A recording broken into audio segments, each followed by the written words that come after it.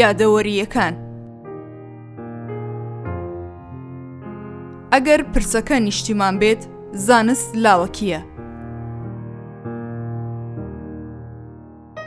نووسینی ئیسماعیل بێشکچی. وەرگێڕانی لە تورکیەوە محەممەد عیزەدین. چاپی دووەمی ئەم بەرهەمە لەلایەن دەزگای فامەوە ئەنجام دراوە. خوێندنەوە و بەدەنگیکردن دەزگای میدیایی هاوڵاتی. بەشی یەکەم. زانین دەڕوات بەرەو ئەو ڕێگایەی پێویستە نەزانرێ. لە ئەنقەرەوە بۆ ناوچەی کەبان، ڕوبەڕووبوونەوە لەگەڵ نەبوونی زمانی کوردی. دوای 27مین ڕۆژی مانگی 5 ساڵی 1960 لە تورکیا دەست بە گەنگەشە و نیقاشی چەندان مژاری جیاوازی کۆمەڵایەتی و سیاسی و کولتوری وەک چاکسازی زەوی و زار، ئاغایەتی و شێخایەتی و 55 ئاغاکە کرا. وەلێ کاتێک باسی چاکسازی و زەوی و زار و ئاغایەتی دەکرا، بۆ ئەو پرسە ناوچەکانی ڕۆژهەڵات زیاتر دەهاتنە خەیاڵ. یەکێک لەو بابەتانەش هەژمارکردنی هەموو دانیشتوانی تورکیا بوو بە تورک لە پاڵ کێشەی کورد و تورک. لە دەستگاکانی ڕاگەیاندن و زانکۆکان بەبێ پچڕان ئەوە چەندبارە دەکرایەوە کە ڕەگ و ڕەچەڵەکی کورد تورکە و زمانێک نییە بە ناوی کوردی. بۆ پشتڕاستکردنەوەی ئەو بۆچوون و دەنگۆیانە دادگا بڕیاری فەرمی دەرکرد. ئەوانەی باسی کورد و زمانەکەیانی دەکرد لە ڕێگای یاساوە بە توندی سزا دەدران و دەخرانە کونجی زیندانەکانەوە. بۆیە لەو چوارچێوەیەدا پەیوەستبوونم بە کێشەکەوە لە خواستێکی زانینەوە سەرچاوی گرت بوو. ساڵی 1961 بۆ دەرچوونم لە بەرنامەی جێبەجێکاری زانکۆدا، شاری خارپێتم لە ڕۆژهەڵات هەڵبژارد وەک چۆن لە کاتی هەڵبژاردننی قورعەی سەربازی بە هەمان بۆنەوە چوومە بەدلیس. دوای تەواوکردنی ماوەی سەربازیشم، هەڵبژاردننی زانکۆی ئاتاتورکیش بە هەمان شێوە شڕۆڤە دەکەم. مەحمەد شەریف فورات لە پەرتووکی شارەکانی ڕۆژهەڵات و مێژووی فارتۆدا بانگەشەی ئەوە دەکات بنەچەی کورد تورکە و زمانێک نییە بە ناوی کوردی و هەروەها ئەوەی پێی دەڵێن زمانی کوردی ئەویش هەر زمانی تورکیە. پەرتووکەکە لە قوتابخانە ئامادەییەکان و زانکۆکان بەبێ بەرامبەر بڵاو دەکرایەوە و بەڕاست و چەپدا دەبەخشرا. هەمان کیتاب لە کۆلێژی زانستە سیاسیەکانی زانکۆی ئەنقەرەش بڵاو کرابووەوە. بە شێوەیەک لەو زانکۆیە پەرتووکەکە لەسەر مێزی هەموو مامۆستایەکی ئەوێ دەبیندرا. کاتێک دەربارەی ناوچەکانی ڕۆژهەڵات پرسیارێکمان لە مامۆستاکان دەکرد، ڕاستە پێ ئەو پەرتووکەیان بۆ پێشنیاز دەکردین تا بیخوێنینەوە و دەیانگوت ڕاستیەکان لەو پەرتووکەدا نووسراوە و بیخوێننەوە. لە نێوان ساڵانی 50 تا سەرەتای 60ەکان لە کۆلێژی زانستە سیاسیەکان پرۆگرامێکی مەشقکاری خوێندن هەبوو بۆ دەرچوون لە زانکۆ. ئەو خوێندکارانەی لە قۆناغی سێیەمەوە دەچوونە قۆناغی چوارەم، بەشی کارگێڕی قوتابیان لە مانگەکانی هاوین خوێندکارانیان دەناردە شارە جیاوازەکانی تورکیا. هەر خۆشیان لیستێکی شارەکانیان ئامادە دەکرد کە قوتابی بۆیان هەبوو بۆی بچن، بەڵام خوێندکار دەیتوانی لەناو ئەو شارانەی لە لیستەکەدا هاتوون دانەیەکیان هەڵبژێرێ. دوای چوونیان قوتابیەکان لە پاڵ پارێزگار و قایمقامەکان لە ماوەی ئەو 3 مانگەدا دەبوون بە خاوەنی بیرۆکەیەکی سەرەتایی دەربارەی کاروبارە کارگێڕیەکان. ماوەی تەطبیقەکە بەوێ شێوەیە بوو. من و هاوڕێیەکم بە یەکەوە خارپێتمان هەڵبژارد. دوای ئەوەی ماوەیەک لە ناوەندی شار لە پارێزگا کارم کرد، پاشان چوومە ناوچەی کەبان. لەوێ سەردەمێدا لە نێوان لادێنشینەکان کێشەی زەوی و زار هەبوو لە ناوچەکە. بۆ چارەسەرکردنی کێشەکە قایمقامەکان زوو سەردانی لادیەکانیان دەکرد. لەگەڵ قایمقامی کەبانی منیش دەچوومە لادیەکان. لە گوندەکان قایمقام کۆبوونەوەی لەگەڵ گوندەواریەکان دەکرد. لە هەندێک کۆبوونەوە و سەرداندا هەستم بە بوونی وەرگێڕ دەکرد. وەرگێڕەکە کەسێک بوو لە بەشی نووسراوەکانی قایمقامیەت فەرمانبەر بوو. فەرمانبەرەکە وتەکانی قایمقامی بۆ لادێنشینەکان و ئاخافتنی ئەوانیشی بۆ قایمقام وەردەگێڕا. واتە گفتوگۆی نێوان قایمقام و خەڵکی ناوچەکە لە ڕێگەی وەرگێڕەکەەوە بەڕێوە دەچوو. بۆ چوونی ئەنقەرە و ناوەندەکانی میدیا و زانکۆکان دەربارەی ڕووداوی وەرگێڕەکە سەبارەت بە زمانی کوردی لای من گومانی دروست کرده بوو. دۆخەکەم لە ناوچەی دەپ و پالۆ هەست پێ کرد. لەوێ لە چوارچێوەی سەردانەکانمان بۆ چارەسەرکردنی کێشەی زەوی و زار لەگەڵ قایمقام چوو بووینە ئەو لادەیانە. لە دەپ و پالۆ وەرگێڕمان لەگەڵ بوو. یەکەم بەریەکەوتنم لەگەڵ کورد و زمانەکەیان بەوێ شێوەیە بوو. بە شێوەیەکی سروشتیش بۆ ڕەواندنەوەی ئەو گومانەی لە هزری مرۆڤدا دروست دەبێت لەو بارەیەوە دەگەڕاینەوە بۆ ئینسکلۆپیدیا و پەرتووک و گفتوگۆکردن لەگەڵ مامۆستاکانمان. ئیدی بەو شێوەیە و لەو ڕێگایەوە ئاشنای پەرتووکی شارەکانی ڕۆژهەڵات و مێژووی ڤارتۆ دەبی. وەلێ ئەمانە بەس نین بۆ ڕەواندنەوەی ئەو گومانەی دروست بووە، بۆیە دەست بە لێکۆڵینەوە و گەڕان و سوڕان دەکەی بە پێی تواناکانی خۆت. شوێنپێی ئەرمەنیەکان لە خارپێت. لە ماوەی جێبەجێکردنی تەطبیقاتەکەم هەستم بە بوونی پەیوەندیەکی دیکەش کرد لە نێوان کەبان و دەب. لە هەردوو ناوچەکە گوندنشینەکان چەندان مەکتوبیان پیشانی من دەدا. نامەکان لە ناو زەرفێکی زۆر جوان بوون کە پولی تایبەتیان بەسەرەوە بوو. ئەو مەکتوبانەمان لە ئەمریکاوە بۆ دێت. ئەوانەی ئەو نامانەمان بۆ دەنووسن خزم و ناسیاوی ئێمن. ئەوان پارەشمان بۆ دەنێرن. هەروەها داوەتمان دەکەن تا بچینە ئەمریکا. بەڵام ئێمە مەکتوبیان بۆ نانووسین. ئەوان لەوێ ئاوایان پێگوتم. لە خارپێت هەستم بەوە کرد مژارێکی وەهاش دەهێننە زمان. ساڵانێک دواتر ڕاسترە ئەگەر بڵێم ساڵی 1973 هەستم بەوە کرد و زانیم ئەوان ئەرمەنی بوون. وەلێ لەوێ ڕۆژەدا هیچ بیر و بۆچوون و زانیاریەکم نەبوو لەسەر ئەرمەنیەکان. لە ئارپاچایەوە بۆ برادۆست. زمانی ئەو خاکەی نەچووەتە ناو پاسەپۆرتەوە. لە مانگی دەی ساڵی 1962 تا مانگی 11 1964 ماوەی ئەرکی سەربازیم جێبەجێ کرد. دوای وەرگرتنی خولی جێگری ئەفسەری بۆ ماوەی 6 مانگ لە قوتابخانەی سەربازی پیادەی توزلە لە ئیستانبول لە نیسانی ساڵی 1963 لە بەدلیز لە فەوجی پیادە دەستم بە ئەرکی سەربازی کرد. لە بەهاری ساڵی 1963 بەشێک لە بەتالیۆنی هێزی پیادەی فەوجەکەمان وەکو هێزی پاڵپشتی گوازراینەوە بۆ ناوچەی شەمزینان لەسەر سنووری نێوان عێراق و تورکیە. منیش لەناو ئەو بەتالیۆنەدا بووم کە فەرمانی گوێزرانەوەمان دەرچوو بوو. وەک چۆن لەناو هەریەکە لە فەوجەکانی پیادەی موش و چەولیگ و ئەردیشیش چەند بەتالیۆنێکی وەک ئێمە وەکو هێزی پاڵپشتی نێردرابوونە دەوروبەری دەڤەری جۆڵەمێرگی نزیک لە سنوور.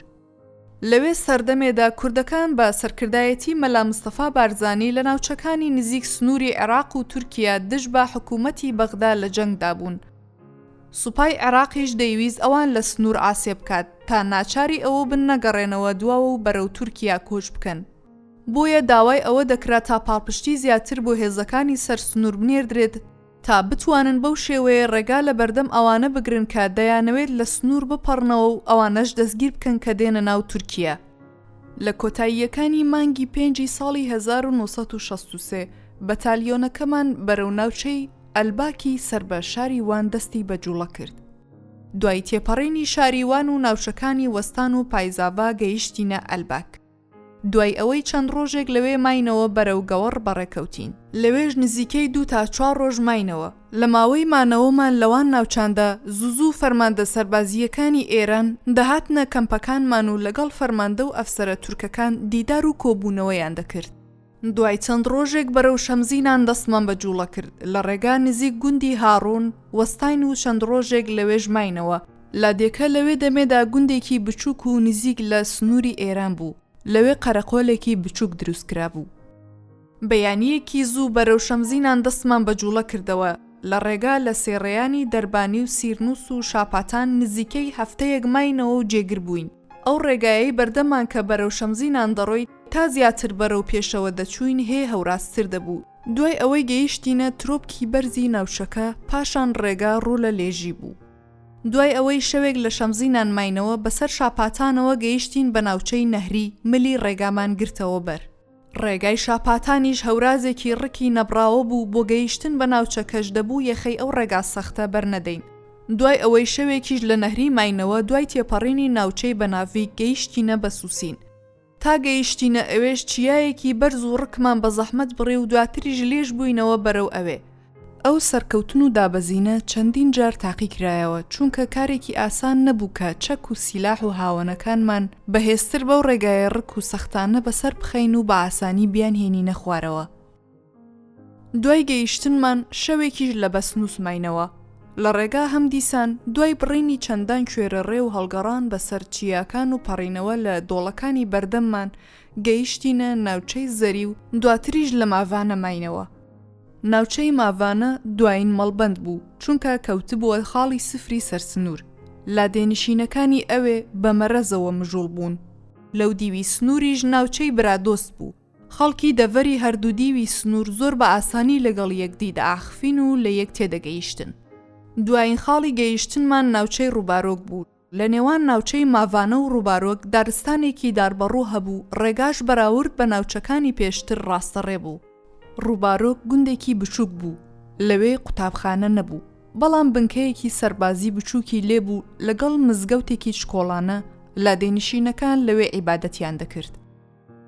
چەند جارێک چەندان کەلوپەلی لۆجیستی سەربازی بە هەلیکۆپتێر هاتبوو. کاپتنی هەلیکۆپتێرەکە دەویست لە تەختە زەویەکەی نێوان ماڤانە و ڕووبارۆک بنیشێتەوە. چەند جارێکیش لە ئاسمانەوە خواردن و پێویستی ڕۆژانەیان بە گونیە بۆ هەڵدابووین. لەوێ ناوچەیەکی تەختیان دروست کردبوو بۆ ئەو جۆرە کارانەی بۆ بەتالیۆنە سەربازیەکان گەرەک بوو. ڕووبارۆک وەک ماڤانە نەکەوت بۆ سەرخاڵی سفری سنوور، بەڵکو تۆزێک لە دواوەتر بوو. من بە پلەی جێگری ئەفسەر لەناو بەتالیۆنەکەم فەرماندەی حەزیرە بووم. لەسەر سنوور ناوچەیەکی 8 کیلۆمەترین پێسپێردرا بوو بۆ ئەوەی ئەو بەشە بخەمە ژێر چاودێری سەربازی خۆمان. لەوێ دەبوو ڕێگا لە بەردەم ئەوانە بگرم کە دەیانەوێت لە سنوور بپەڕنەوە، بۆ ئەمەش دەبوو بێ بڕانەوە لە دەڤەرەکە کەشفی سەربازی بکەم.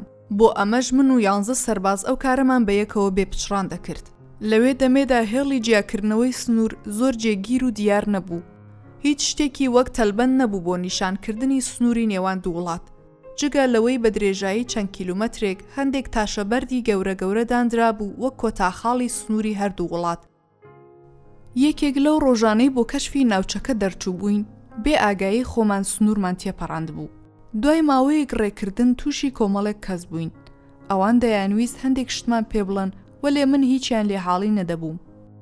لەناو ئەو 11 سەربازەی لەگەڵم بوون، برادێک هەبوو خەڵکی ناوچەی ئارپاچای شاری قارس بوو. ئەو هاتە قسە و پێی گوتم: جەنابی جێگری ئەفسەر، من دەتوانم قسە بکەم؟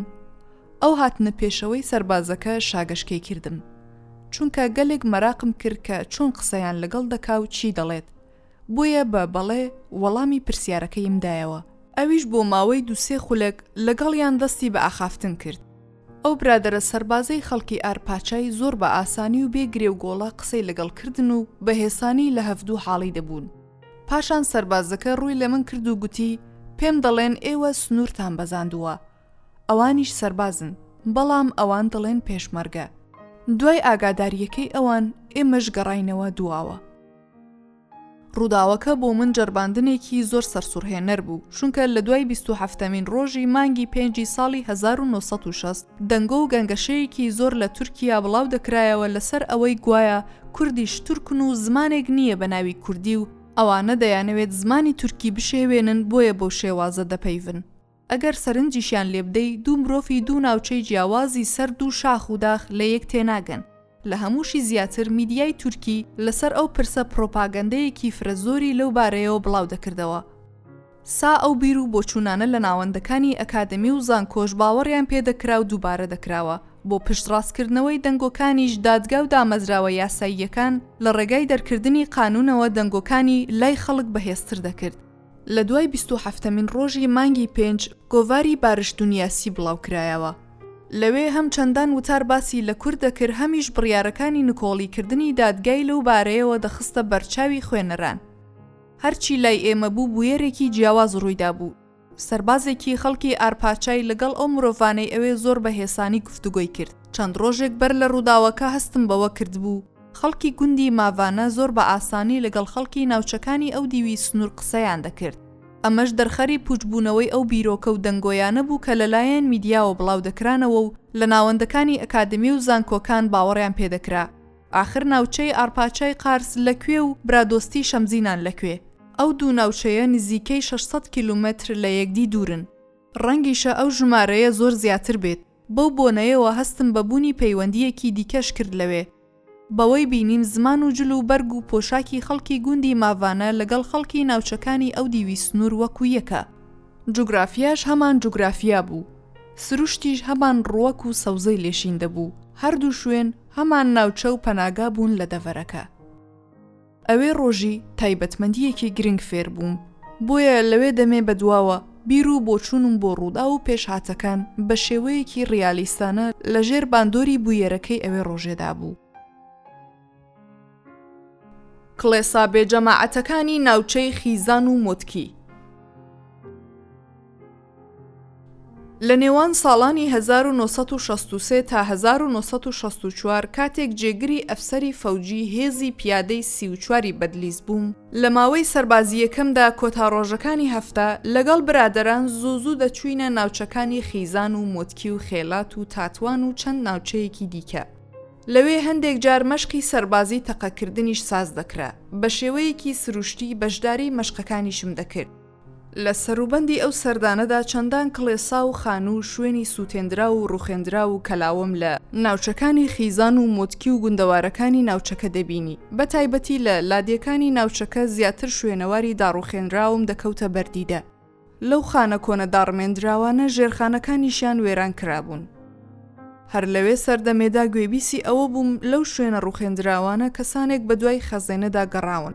جگە لەوەی ئەوەشم دەهاتە بەرگوێ کە بەو هۆیەوە بناغی خانووەکانیان هەڵتەکاندووە و ژێردارە بەتەمەنەکانی ناوچەکەشیان هەڵکۆڵیوە. ئەو کوردانەی لە ناوچەکە دەژیان لەو بارەیەوە خاوەنی زانیاریەکی زێدە نەبوون، یانیش نەیان دەویست لەو بارەیەوە زاریان بکەنەوە شتێک بڵێن. بەشێک لەو بەردەگەورانەی کە بۆ دروستکردنی ژێرخانی کڵێساکان بەکارهێنرابوون، دوای دەرهێنانیان لە دروستکردنی ئاخوڕی حەیواناندا بەکارهێنرابوون. باشە ئەی جەماعەت و سەردانیکەرانی ئەو کڵێسایانە لەکوێن؟ بەرلەکردنی ئەو پرسیارە سەرەتا پێویستیم بە کۆکردنەوەی زانیاری و زانین بوو، دواتر پرسیارکردن لەسەر دۆخەکە. کەچی لەوێ دەمێدا خاوەنی زانیاری نەبووم لەسەر ئەرمەنی و سووریانی و کلدانی و یەهودیەکان. لەلایەکی دیکەشەوە کێ پارە و جەوهەری خۆی حەشارداوە؟ جا هیچ زانیاریەکم لەو بارەوەش نەبوو. ئەی ئاخۆ ئەوانە دواتر هاتوونە و پارە و جەوهەرەکانی خۆیان بردووەتەوە یان نا. ماوەیەکی زۆر دواتر زانیم کڵێساکان هی ئەرمەنی و ئاشووری و کلدانیەکان بووە. چونکە بیر و بۆچوون و زانیاریەکانم سەبارەت بە ئەرمەنی و ئاشووری و کلدانی و یەهودی و ڕۆمەکان لە دوای ساڵی 1973 دەستی پێکرد. لە هاوینی ساڵی 1963 لەگەڵ یەکینەیەکی فەوجەکەم چووینە ناوچەکانی وان و پایزاڤا و ئەلباک و گەڤەڕ و گوندەواریەکانی شەمزینان. لەوێ چەندان کڵێسا و سیناگۆری سووتێنرا و ڕوخێندراوم بە کەلاوەیی بینی. بەڵام زۆر دواتر زانیم کڵێساکان تایبەت بوون بە ئەرمەنی و سووریانی و کلدانیەکان، سینگۆرەکانیش هی یەهودیەکان بوونە. لە ناوچەی یوسف ئەلی ئارتڤینیش چەندان کڵێسان بینی، وەلێ ئەوان هی جۆرجیەکان بوون. کڵێساکان زۆر بەباشی تا ئەوساژ لە سەرپەی خۆیان مابوونەوە، وەلێ لەبەر ئەوەی کەسی بۆ نەدەچوو وەکو کڵێسا بەکار نەدەهێنرا و چەند بەشێکی لەلایەن شوانەکانەوە وەک ئاخوڕی مەڕ و ماڵات سوودی لێ دەبیندرا. کورد و سنوور ئاوارەکانی ماڤانە. لەگەڵ ئەوەی یەکینەکەی من لە بەدلیس بوو، لێ لە مانگی هەفتی ساڵی 1963 لە شەمزینان لە خاڵی سفری سەرسنوور ماوەی سەربازیم بەجێدەهێنا. ئەو یەکینەیەی لێی بووم بە تێپەڕینی ناوچەکانی بەنەڤیک و بەسووسین و زەری و ماڤان دەچووە گوندی ڕووبارۆک. ماڤانیش گوندێکی زۆر نزیکی سەرسنوور بوو. کاتێک لەوێ بووم ڕۆژێک هەستم بەوە کرد لە پێدەشتێکی تەختی ماڤانە دەستەیەکی قەرەباڵغ لەوێ هەوڵی هەڵدانی چادر دەدەن بۆ نیشتەجێبوون.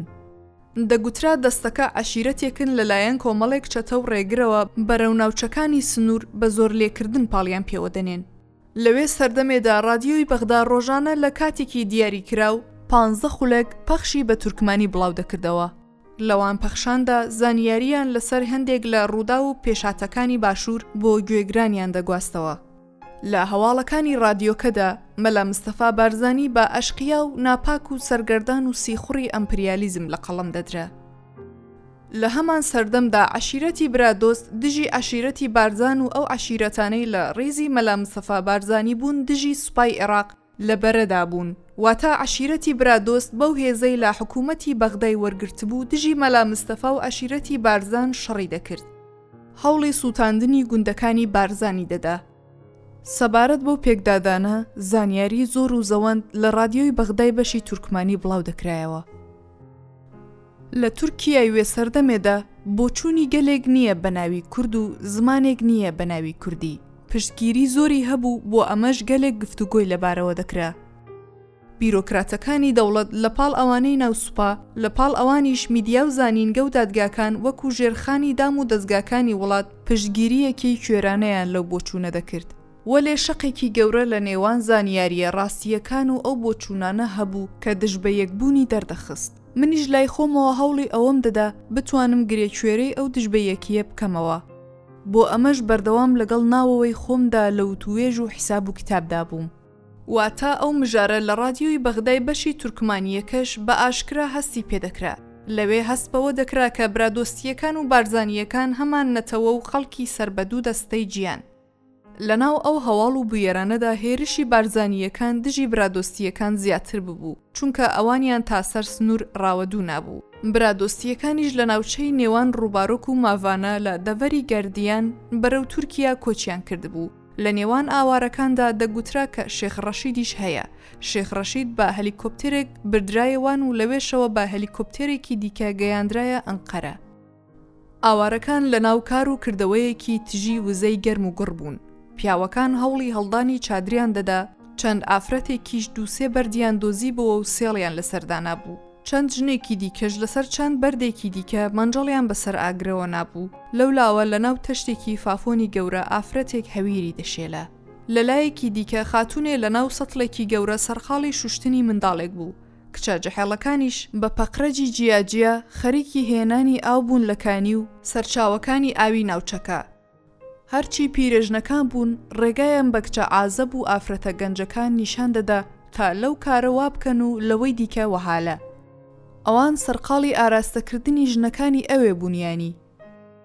ئاوارەکان لەگەڵ خۆیان مەڕ و ماڵات و هێستر و کەر و سەگ و پسیکەکانی خۆشیان هێنا بوو. زارۆکەکان بە دوای مەڕ و بزن و سەگەکان دەکەوتن و هەر یەکە و بۆ لایەک ڕاویان دەنان. واتە هەر کەسە و لای خۆ خەریکی کەدێک بوو. چ بێزاری و بێهیوایی لە ڕوویاندا نەدەبیندرا، هەروەها هەستی خۆ بە بێگانە زانینیشیان لا نەبوو. هیچ هێمایەکی نائارامیش لە چاویاندا بەدی نەدەکرا. واتە ئەو ئارامی و ڕەحەتیەی لەو ئاوارانە هەبوو زۆر جێگەی سەرنج بوو، ئەمە دۆخێکی زۆر گرنگ بوو بەلامەوە. ڕێگا نەدەدرا بە گوندنشینانی ماڤان و ڕووبارۆک تا پەیوەندی و ئاخافتن لەگەڵ ئاوارەکان بکەن، وەلی هەردوو لا زۆر لە نزیکەوە یەکدیان دەناسی. بە هەمان زمان دەدوان وەک چۆن جلوبەرگیشیان هەمان دەستور بوو. ئاوارەکان چەند مانگێک لەوێمانەوە، دواتر لە ڕێگەی شاری گیرگێ ئامۆ ڕادەستی حکوومەتی عێراقی کرانەوە. ئەوان دەستەیەکی نزیک و دۆستی بەغدا بوون.